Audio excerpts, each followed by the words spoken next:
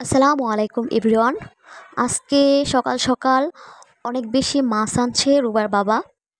এখানে এগুলা বাসা থেকে নিছে, এর জন্য কাটায় নিয়ে আসতে পারে নাই।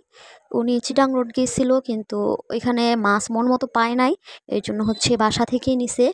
এখানে ইলিশ মাছ, তারপরে কিনছে পাঙ্গাস মাছ আর পোয়া মাছ।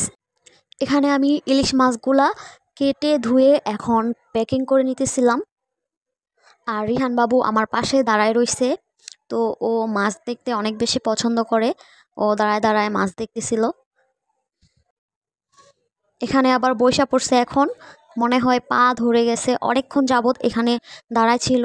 আমি এতক্ষণ পর্যন্ত মাছ কাটছি আর দাঁড়ায় ছিল।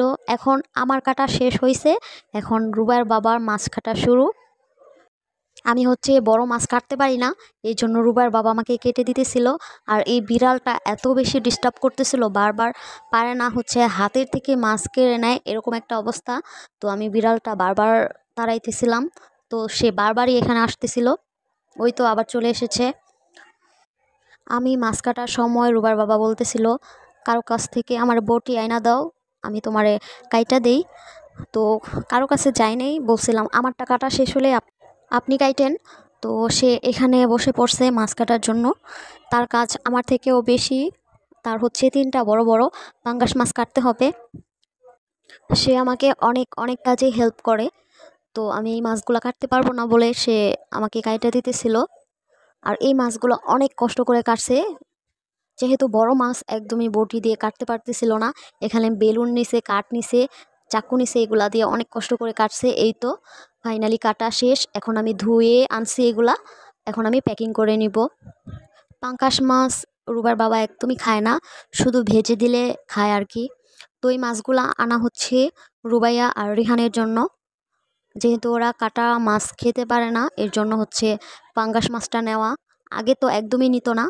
আমার পছন্দের মাছ কিন্তু পাঙ্গাস মাছ, তো উনি একদমই পছন্দ করে না এটা। ওই ভেজে দিলেই একটু একটু খায় আর কি।